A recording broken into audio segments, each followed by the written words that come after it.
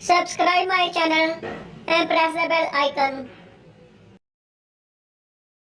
अस्सलाम वालेकुम वीवर्स, कैसे हैं आप? उम्मीद है खैरियत से होंगे।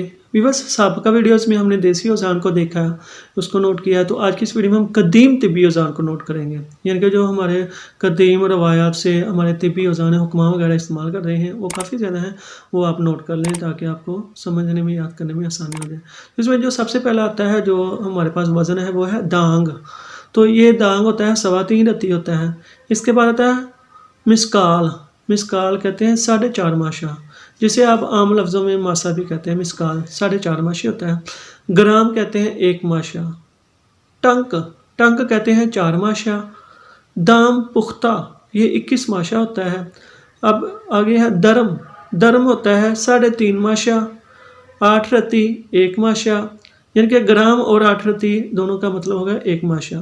12 माशे हो तो 1 तोला, 5 तोले हो तो 1 शटांक, 16 शटांक हो तो 1 सेर, तो 40 सेर हो तो 1 मन। अब आते हैं अब आगे, इसमें होता है पुल। पुल कहते हैं 64 माशा, 64 माशा। हब्बा हब्बा कहते हैं 1 रत्ती को। शायरा शायरा कहते हैं 4 चावल, 4 चावल के मिसल होगा तो शायरा कहते हैं। ओकिया 2.5 तोला तकरीबन। रतल आधा सेर तकरीबन। दाम खाम कहते हैं 14 माशा। 1 चावल, इसे ब्रंज भी कहते हैं, ये होता है 4 दाना राई के। तो कमहा कहते हैं आधा रत्ती। इसके बाद आता है किरात। किरात कहते हैं 2 रत्ती। फिर आता है 8 खशकाश। 8 खशकाश होता है 1 चावल के बराबर, और 8 चावल हो तो 1 रत्ती।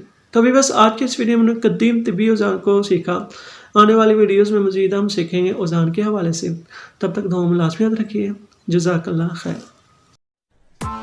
Press the bell icon on the YouTube app and never miss another update.